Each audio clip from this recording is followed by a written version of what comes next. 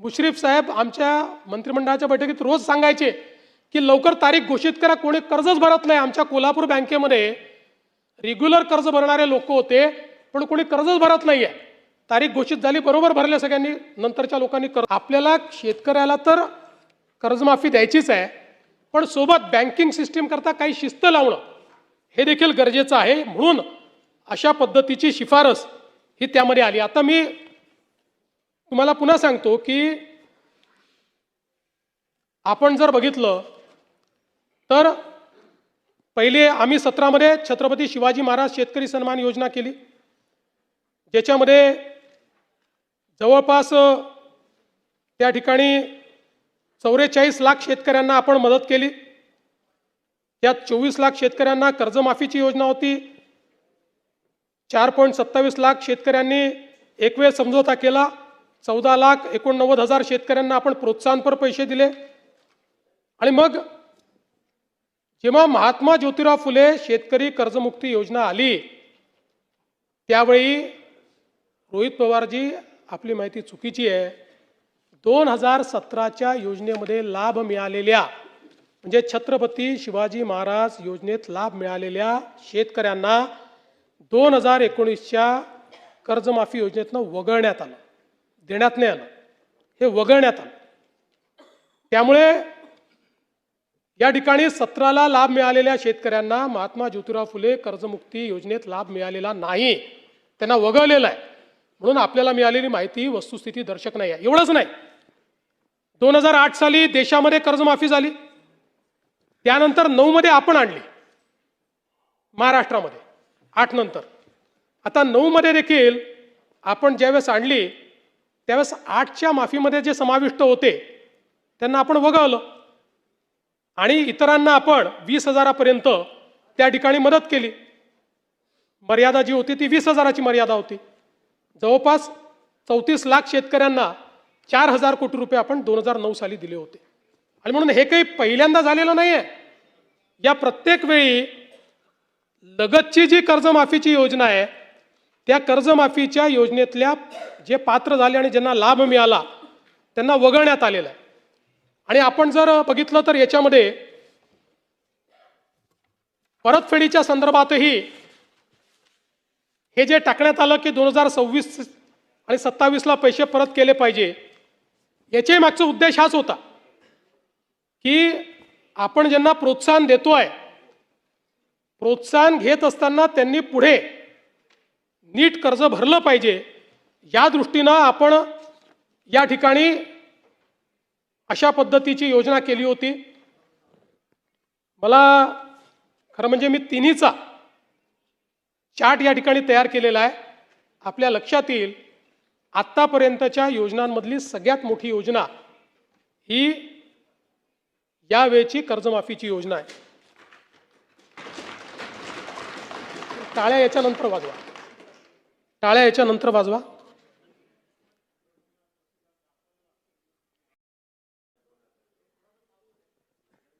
सातत्याने या संदर्भात अटी शर्ती आहे तशी मागणी होत होती. आज जवळपास आमच्या रणधीर सावरकरांच्या नेतृत्वात महायुतीचे सर्व आमदार मला भेटले आणि त्यांनी सगळ्यांनी मागणी केली की ही 50,000ची अट तुम्ही काढून टाका. त्यावेळी त्यांनाही मी आकडेवारी दाखवली. मी त्यांना हे सांगितलं की अट काढल्याने आमच्यावर 3-4 हजार कोटीचा भुर्दंड येईल. फार येईल असं नाही, 4,000 कोटीचा येईल, 5,000 कोटीचा येईल, पण शिस्तीचा भाग म्हणून ही आणलेली आहे. मी त्यांना दाखवलं की समजा 1 लाखापर्यंत नेली तर 2 लाखच शेतकरी असे राहतात की ज्यांच्यावर त्या ठिकाणी त्यांना याचा फायदा मिळत नाही. पण तरी देखील सगळ्यांचं मत होतं की 2 लाख शेतकरी का सोडता. केवळ त्याच्याकरता शेतकऱ्यांमध्ये अशी भावना होईल की कोणाला ठेवलं आणि कोणाला वगळलं. त्यामुळे मी आर्थिक शिस्त सांगत होतो आणि ते लोक मला हे सांगत होते की आपण व्यापक विचार केला पाहिजे आणि शेवटी लोकशाही आहे, त्यामुळे लोकशाहीमध्ये त्यांचा व्यापक विचार मी मान्य केला. आणि आता हे जे महात्मा फुले कर्जमाफी योजनेतले जे लोक होते ज्यांना 50,000 रुपयापर्यंत आपण म्हटलं होतं त्यांनाही 2 लाखापर्यंत कर्जमाफी झाली. आणि त्यासोबत 26-27चा जो नियम आहे तोही वगळण्यात येईल. आता आपल्याकडे तर सगळं आहेच. 26 मध्ये कोणी कोणी पैसे भरले आहेत, जसं यांनी सांगितलं 95% लोकांनी पैसे भरले.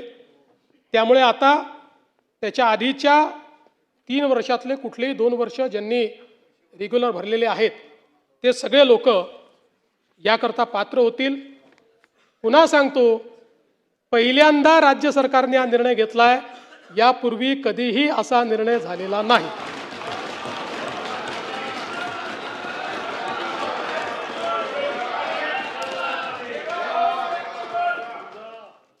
कापसाच्या खरेदीच्या संदर्भात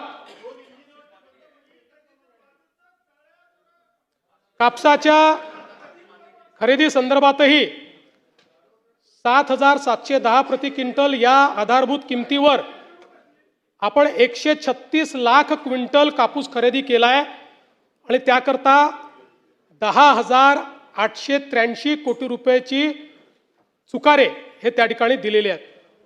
सोयाबीनच्या संदर्भात 3,198 कोटी किमतीचा 6 लाख टन सोयाबीन आपण खरेदी केली आहे.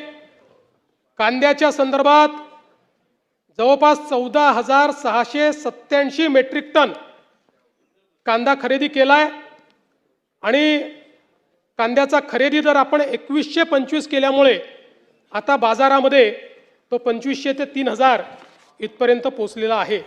शेतकरी कर्जमाफीवर मुख्यमंत्री देवेंद्र फडणवीस यांची मोठी घोषणा. संपूर्ण अपडेट आजच्या व्हिडिओच्या माध्यमातून आपण जाणून घेणार आहोत. आजच्या व्हिडिओमध्ये आपण मुख्यमंत्री देवेंद्र फडणवीस यांनी विधानसभेमध्ये शेतकरी कर्जमाफीबाबत केलेल्या महत्त्वाच्या घोषणांची माहिती जाणून घेणार आहोत. त्यामुळे हा व्हिडिओ शेवटपर्यंत नक्की बघा. मुख्यमंत्र्यांनी सांगितलं आहे की यापूर्वी राज्यामध्ये झालेल्या प्रत्येक कर्जमाफी योजनेमध्ये आधी लाभ घेतलेल्या शेतकऱ्यांना पुढील योजनेत अनेकदा वगळण्यात आले होते. 2017 मधील छत्रपती शिवाजी महाराज शेतकरी सन्मान योजनेमध्ये लाखो शेतकऱ्यांना लाभ मिळाला. त्यानंतर महात्मा ज्योतिराव फुले शेतकरी कर्जमुक्ती योजनेत 2017 मधील लाभार्थ्यांना वगळण्यात आले होते. हीच माहिती त्यांनी सभागृहामध्ये स्पष्ट केली. यावेळी मुख्यमंत्री म्हणाले की सरकारने शेतकऱ्यांना मदत करताना बँकिंग व्यवस्थेत शिस्त राहणेही तितकेच महत्त्वाचे आहे. त्यामुळे काही अटी ठेवण्यात आल्या होत्या. मात्र अनेक आमदार, लोकप्रतिनिधी आणि विरोधकांनीही काही अटी शिथिल करण्याची मागणी केली. यावर सरकारने व्यापक विचार करून महत्त्वाचा निर्णय घेतला आहे. पूर्वी ज्या शेतकऱ्यांना केवळ 50,000चा लाभ मिळत होता त्यांनाही आता 2 लाख रुपयांपर्यंतच्या कर्जमाफीचा लाभ देण्यात येण्याचा निर्णय सरकारने जाहीर केला आहे.